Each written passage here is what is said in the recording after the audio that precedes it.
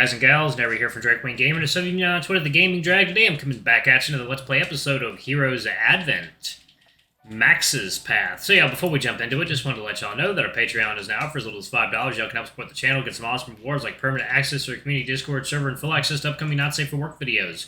Anyway, let's go ahead and jump right back in. Alarm chain, you were up, and let's go. Alright. Alright. You tuned it out, politely nodding your head, pretending to understand as he happily shared what he seemed to be his favorite part of hunting.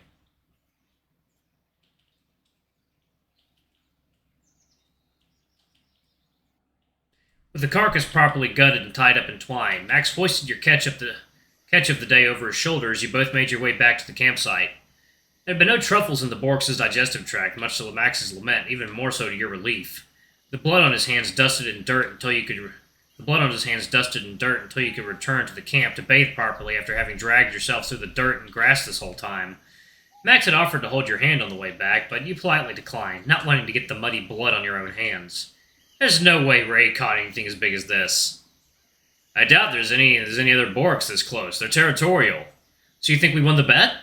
Only one way to find out. Let's head back and show it to him. Let's go! The two of you spent the short hike back laughing all the way to the camp. When you made it back, the sun had barely made its way past the canopies as it descended over the tree line. Ray was the first to greet you on approach. Ah, the hunter and his protege returns. Of course it's a Borax. Why am I not surprised? Ooh, a fatty Borax and an ox ear venison. This'll feed us for an entire week. If it'll keep that long. It should with the ice crates we brought. Could you chill them before you go wash up, Max? Sure, I'm on it. As Cody got to prepare the catches of the day for dinner, Max and Ray got into their typical heated discussion on who'd won the bet. Though it wasn't long before it dawned on both the canine and the dragon that no one had brought a scale to weigh their respective catches. A shame we couldn't weigh them critters for comparison's sake. Still, should have guessed you'd go for the Borax either way. You have our team's lucky charm with you after all. I wouldn't say that. You had that ox deer dead to rights. There's no outrunning the Trailblazer. You say that, but the damn thing almost gave me the slip a few times. Got lucky it got mangled in tripweeds, or else I'd still be out there running for it. No kidding. Without Cassian's help, it would have taken me much longer to lure the Borks into my sniping spot. So what do you think? Who won? I think it's fair to say we both did. How about calling it a draw? A draw, huh? Guess we should have expected this to happen. Guess so, but you gotta admit, mine's bigger. Yes, but it's not just about the size, right? It's about the quality. Thank you, Neil.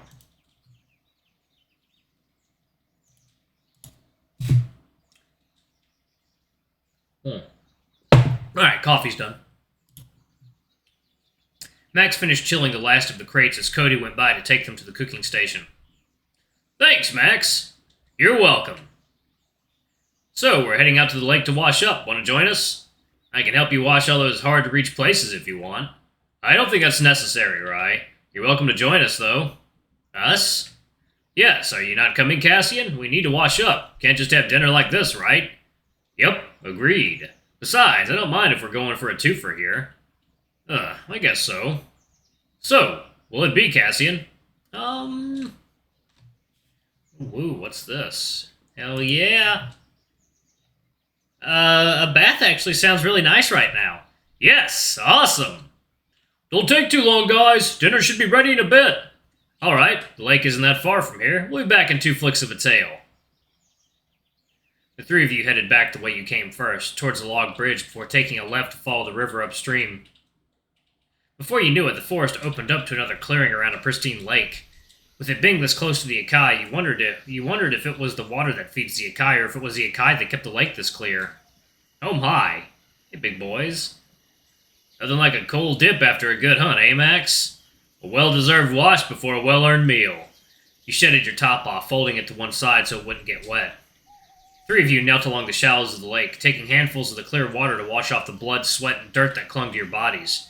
Say, you two keep impressing me with how well you've been working together. Of course, we're supposed to work well together. I know, but you don't always do well with a partner. I'm surprised you've gotten this far together. Right, this is about Toby. Nah, Toby's hard to work with no matter who he's paired with. For For real, though, you and Cassian really seem to get along, like me and Finn do. Get along, huh? Max took a sidelong look towards you, a solemn contemplation taking over his normally straightforward expression. Huh?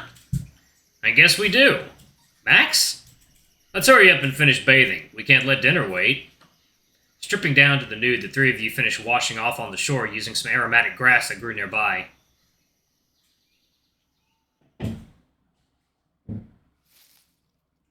As you got back to the camp, you found that only Cody was present as he sat by the fire pit, keeping watch over the cooking pot next to him. Oh, welcome back. You guys are quick. Sorry, Cody, we were out of luck. Couldn't get a three-way going. Huh? Ray, phrasing! Yeah, nothing like that happened, of course. Unless... what are you guys talking about? Nothing, Max. Nothing. Uh-huh. Alright. Where's Alex? Oh, he's in his tent, getting some rest for now. Must be tired from researching the Akai. No doubt. Al's got a penchant for overworking himself. Yeah. So, since you guys came back early, dinner's not quite ready yet. Not at least for half an hour. Ah, well, no harm done. Just a little more time to kill before then. Yeah, Al will probably wake up by then anyway. Guess I'll take a snooze until dinner's ready. You guys better wind down too. Been a long day and all that. It's a good idea. I think I know exactly where I want to go take a break. Ray gave Max a quizzical stare for a moment, but only shrugged as he walked off towards his tent to rest as well. What did you mean by that? Aren't we gonna rest at the tent? Heh, no. I'm guessing you want me to come with you, huh? Max nodded, gesturing forward as he walked past the campsite toward the base of the Akai tree. As you reached the base, you sensed a low thrumming in your ears as you passed by the measuring devices Alex set up. It sounded not too different to the Guardian Crystal when you first approached it. The thrum was gentle, almost melodic, yet so distracting that you didn't realize Max had stopped in front of you until you crashed against his back. Oof! No need to push, Cassian. The tree isn't going anywhere. Huh? He looked up as Max pointed to the towering biomineral, the crystal-hewn trunk beginning to emit a low glow in the diminishing light. We're going up there. The view is amazing. Up there? We're not going too high up, are we? Of course, that's the best place to be. Max didn't elaborate any further as he began ascending the tree, gripping along the gnarled branches and hollowed knotholes. There you go.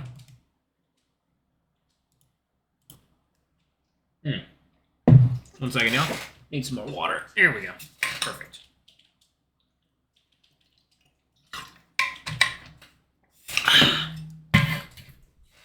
Alright. You hesitated at first, lagging behind for a bit before following his example with a nervous gulp. Thankfully, this worked in your favor, as you've made a mental note of the path that Max took, as well as giving yourself some space to not bump into him. You hadn't done anything this vertical since you were a kid. The scrapes and lumps you took from the fall started tingling all over as the memories came back. Though for a tree, the Akai had a lot more footholds and grips than your average oak, thus making the climb less treacherous, but tiring all the same. Ugh. Is it that much further, Max? Just a little more, Cassian. Are you feeling tired? Yeah, is it alright if we just stopped here? Whoa! You were caught off guard as Max climbed down from the upper branch he was perched on to grip you in his arms before carrying you the rest of the way up. You tensed up, feeling the pit in your stomach at the weightlessness of your body, mixed with the warmth in your face and proximity to Max's body. The ascent was brief, much to your disappointment, as he set you down on a branch sizable enough to sit on. I guess this is as high as we'll get to go without using my hands. Yeah, what a shame. That's fine. The view from here is nice enough already, see? Max pointed out towards the horizon, and as he said, the view truly was something else.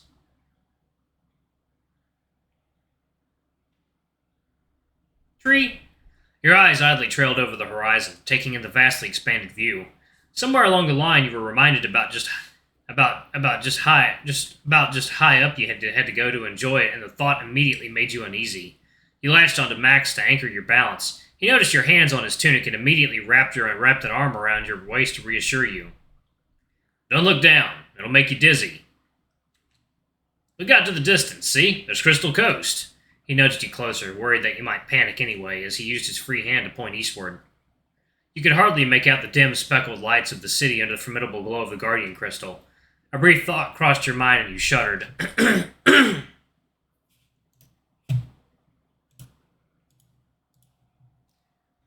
A question, a what if, a glimpse of the horror that would befall the city should the Guardian Crystal one day go dark completely. You shook your head, dismissing the thought as implausible, though it left you rather somber after the fact. The city feels a lot bigger when you're inside, but when you're this high up, it all looks so tiny. And over there, that's the forest where Alyssa lives. He swung his arm southward to the mountain range, which looked more like hills from this viewpoint. It felt like you could hike around in just mere minutes, but as you thought back to when you first left the forest by carriage, the distance of that trip alone was enough to tell you otherwise. The Borgses there have a unique taste from all the edible mushrooms in that forest. You didn't get to linger on the thought for long before Max swung his arm back in the opposite direction towards the north. Can you see the island? Can you see the islands out there on the ocean? Those are the other Hanan Islands, or the ones we do trade with. The same ones that brought in the corrupted soil? You couldn't shake the lingering thoughts about each thing Max pointed out about the surrounding area. He talked about all the foods he's tried from each region and the places to find the best view in each. But it all became white noise to you. The feeling continued to nag at you, but that he wasn't just trying to keep you entertained while up there. And the more he talked, the more you realized there was one direction he was ignoring. Max? Yes, Cassian? What's behind us? Max held you tight with both arms and you panicked. Did you say the wrong thing? It was short-lived, however, as he steadied you between his legs and turned you both around to face the west. Raising his hand in the direction of the dark purple miasma, he pointed to a single glimmer hidden within it. What is that? That's what's left of Polaria, the old capital, now deep within the king's domain. He felt along Max's arm to the distance as the land was ravaged not by war but by consumption. From the fields and forests upon the hazy horizon to the withered thorough line around the Akai's forest, everything was barren.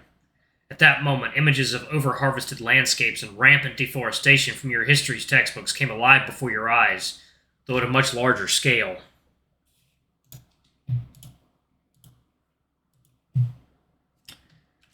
Max lowered his arm back down to hold you to his chest, his head resting on yours.